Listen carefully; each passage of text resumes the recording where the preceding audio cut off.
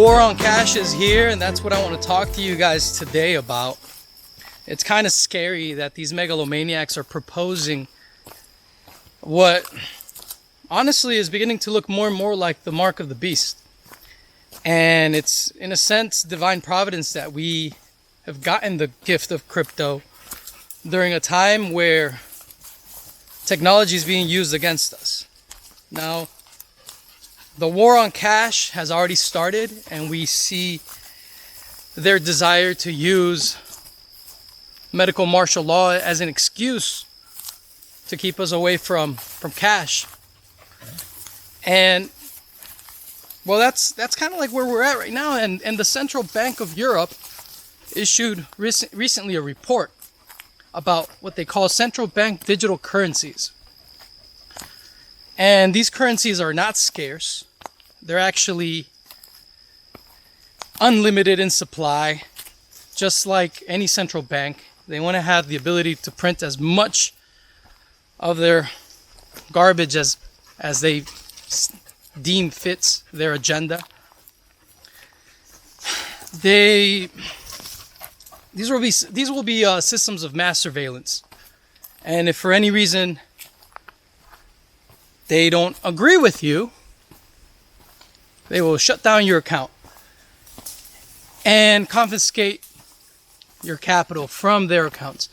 So if cryptocurrency does not take over, if the market does not demand crypto as we're doing right now, and if we don't increase this demand worldwide in the near future, we might be dealing with a very grim future with these central bank digital currencies. Recently, a stimulus bill for the macaroni virus decided to include the notion, well, a proposition for what they call a Fed coin. And yeah, it is what it sounds like. They want a centralized digital currency.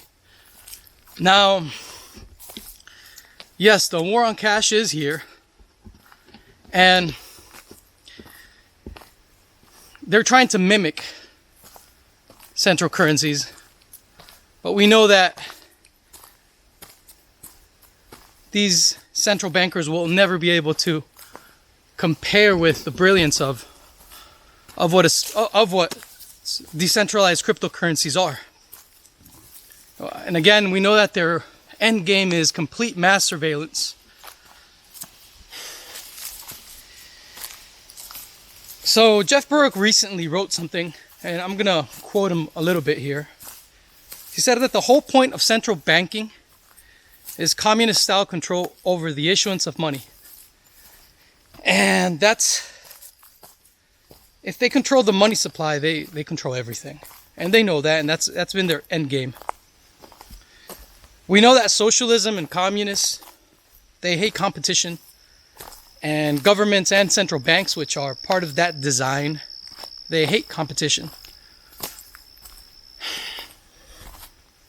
And we know that cryptocurrency competes directly at their source of power, the money system itself. So, this is why we exist. This is why activists throughout the world, such as myself, dedicate our lives to teach people about cryptocurrency and cryptography and Austrian economics and operational security. And why is that? Because for us, it's extremely important for people to not just buy cryptocurrency, but to, first and foremost, for them to really learn how to navigate this new world of freedom, of financial freedom.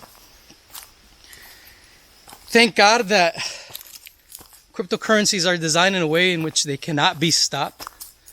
So we have that going for us. And we know that these Fed coins and these centralized central bank digital currencies, we know that they are up against the powers of economic law. So in a sense, their mere existence is pretty stupid. For example, Berwick said something really funny the other day. I'm going to read out for you guys. He says, as people begin to realize that they can't even pay their friend $10 on a bet on a football game without 30% of it being whisked away by the government, people will realize that they have to start looking for other alternatives, right? So imagine a world where everything you do is constantly surveilled. Everything you do is constantly monitored. And every single transaction, for no matter how stupid it is, person-to-person transaction, is immediately taxed by government, even if it's just giving your kid a $5 bill to go buy a candy at the store down the street. I mean, as ridiculous as that sounds, that could very well be the future that we're facing, unless we take inventory of, of what we know and what we're doing, and we take matters into our hands and we choose to use free market cryptocurrencies. So who's all behind this? I'm pretty sure a lot of you watching this have heard of the Frankfurt School. The Frankfurt School was were the fathers of what we call social Marxism. Well, now and this is what's ironic to me, right? These same entities now have blockchain institutes. So the Frankfurt Blockchain Institute put out a report about 2 months ago, where their socialist agenda vouches for having these central bank digital currencies. And you hear a lot about this universal basic income. Well, they're going to use these centralized fiat to issue these communist rations that they call UBI, right? So it's all part of their plan. But we are not defenseless, right? We know that this is coming, and we've been knowing that this has been in the works. And the people of this world have participated in the most beautiful economic experiment in history, which is Bitcoin and all of the cryptocurrencies. So we have a way out, and we either take that way out and we either focus on learning, not just investing blindly, but really learning about what constitutes a solid, good cryptocurrency, or we're just going to have to get ready for financial slavery. It's really up to us. Ed Bugos, our chief analyst and the director of research at the Crypto Vigilante, said that the goal for these Fed coins is to lure people into giving up all their cash so that they cannot exit the banking system.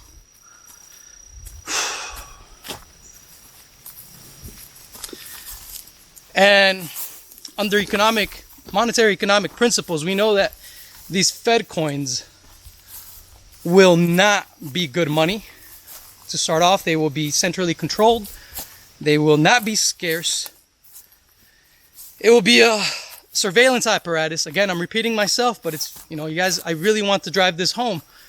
Their whole purpose is to become a global surveillance apparatus unlike anything we've ever seen. Ludwig von Mises once wrote that sound money has two aspects. It is affirmative in approving the market's choice of a commonly used medium of exchange. In other words, the market chooses for itself what it finds best to use. So it's not centrally planned, right? And second, it is negative in obstructing the government's propensity to meddle with the currency system. So there you have it. Good money, good mediums of exchanges are free, and they happen via spontaneous order. The market chooses what is best. But in order to have that, you need freedom. And since there will always be megalomaniacs trying to control our medium of exchange, the market has responded by creating cryptocurrencies. And just like complete martial law is almost economically impossible for any government, due to the fact that it would cost a lot of money to police everyone all the time, unless they were to throw everyone into a concentration camp. In the same way, the issuance of a Fed coin or a central bank digital currency would be the ushering in of a socialist banking structure. In other words, to do this would be akin to restructuring the entire global banking system, where at least where banking is free, right? Like in the US, right? You have competing commercial banks. But then if the Federal Reserve would to institute a Fed coin, it would be it would be antagonistic to the commercial bank's interest. So the socialists at the Frankfurt Institute call this disintermediation, which is the negation or the destruction of of commercial banks. So if they were to institute this in the United States, the United States will look a lot more like Argentina than the US, which would be a shame. And this disintermediation would result in the central banks issuing money directly to the world of retail and to end users, meaning that instead of being assured by FDIC insurance through your commercial bank, you would find it more beneficial, if this were to be the case, to go straight to the Federal Reserve and to do your business with the central bank. And under the pretense of equality and fairness and anti-capitalism, these socialists would love this, again, so that they could push their universal basic rations and complete the plan of silencing anyone who has a wrong opinion according to them. So we are in a very interesting time, ladies and gentlemen. And the beautiful thing is that as libertarians, we know that there will be no central authority, no bank coming to rescue us. We know that when it comes down to it, it's going to be up to us to prepare ourselves, to educate one another, and to create alternative systems of exchange. Now, at the Crypto Vigilante, we don't only talk about the cryptocurrency fads of the moment, because that's kind of trite. Cryptocurrency is much more broad than that and deep than that. So we really get down to the crypto anarchist principles and really examine things from all perspectives. So for those out there that are more stoic in dealing with the world as it is, if you are of the Randian objectivist persuasion, we do not at all discriminate against your ideas. We actually find your capitalist understanding of the world as is and dealing with government law as is as something that is worthy of discussing. We also talk about creating alternative systems for people who live under oppression. And we talk about privacy and fungibility and the importance of having good operational security. So we're the only newsletter that will teach you and give you a very good foundation in proper operational security. If you're watching this right now, by now our sale has ended, and I want to let you guys know something very important, and that's that, what we do is our service in teaching you guys about these technologies. This is really our vocation. This is our vocation because we understand what's ahead. We understand what humanity's facing right now. We understand what the end game is here. And our goal is to teach you guys. We're not here promising, like many newsletters out there, these are the X number of coins that will go to $1 million tomorrow. No, man. I mean, that's a lot of hype. But if you really understand cryptocurrency and what cryptocurrency is for, you're not going to be, you don't see this as a hype. You see this as real value, right? And you can understand, you'll be able to understand and explain the real value and how to really work with these technologies. And that's what we strive for. We don't only want you guys to know about the crypto assets and for you guys to, if you guys choose to, invest in them, yeah, go for it. But really to learn how to protect yourself in this new age, how to secure your privacy, your financial freedom. And that's something we take a lot of pride in, right? So we're not your Frankfurt Blockchain Institute or your statist Wall Street or recently mainstream financial investor that can no longer deny the importance of cryptocurrency. No, we're the guys that have been there from the beginning. And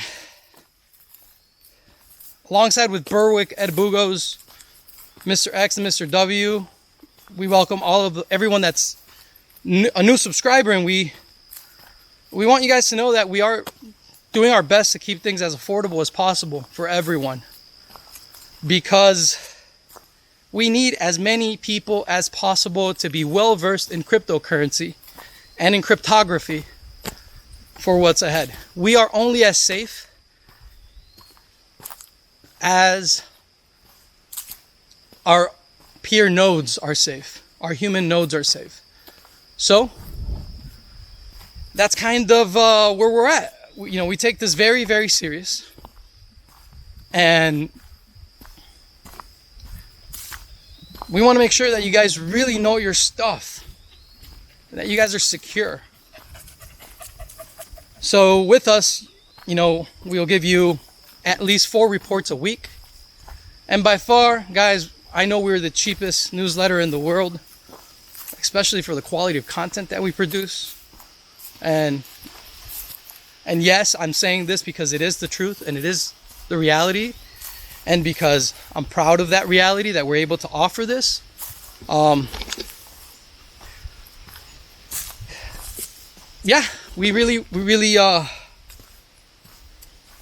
We need as many people as possible to be well versed in cryptocurrency.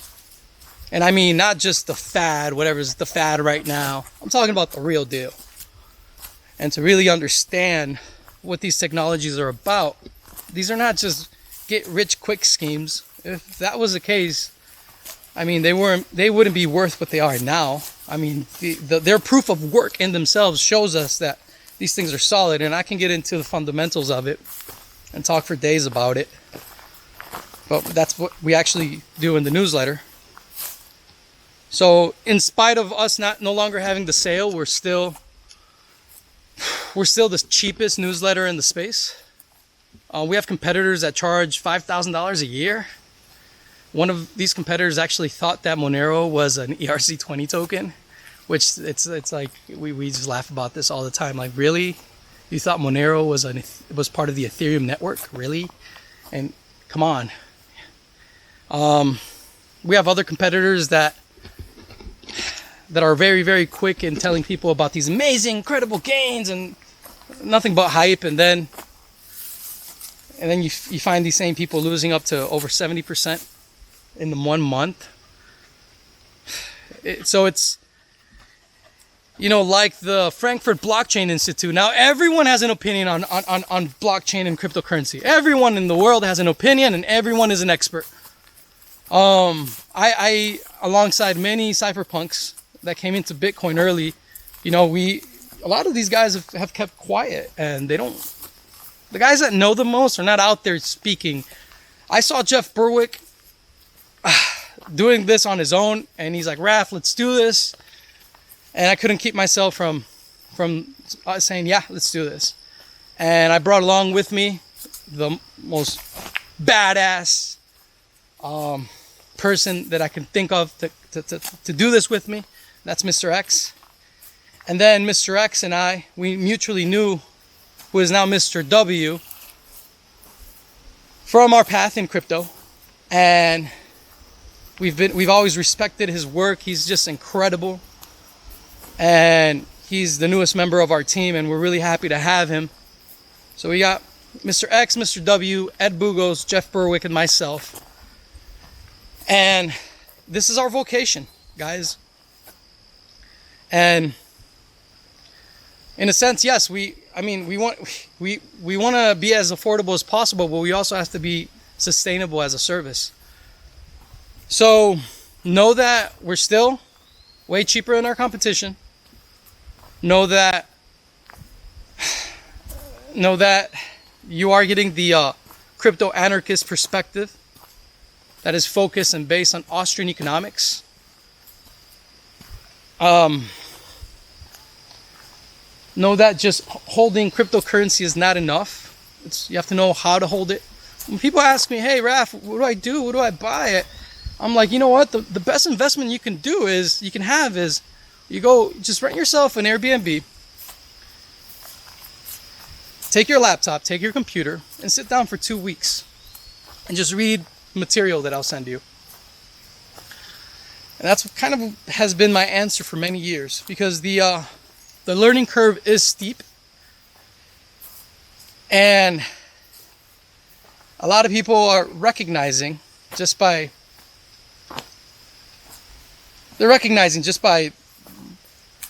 the state of the world, you know, people are realizing that there has to be an alternative to this banking system that has created a century of total war, that now wants to financially enslave everyone through their digital currencies. So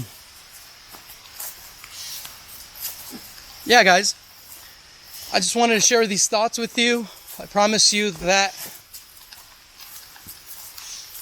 I will put out as much content as possible from now on to help as many people as possible as we move into another shutdown of the macaroni virus.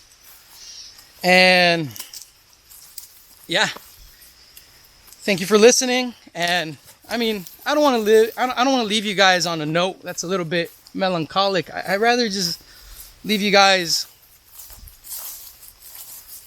with the sense of hope, because honestly, where would we be right now if it weren't for Bitcoin? And just ask yourself that question. Where would you be right now? What would you hope in right now for the world if it weren't for Bitcoin, if it weren't for cryptocurrency? And no matter what your favorite coin is, I know that we would all agree that we are in a much better place. And since we're given this beautiful gift of cryptocurrency, I say we do our best in cherishing it and in learning about it and in teaching as many people as possible about this beautiful gift. So till next time, guys, Bitcoin on. Take care.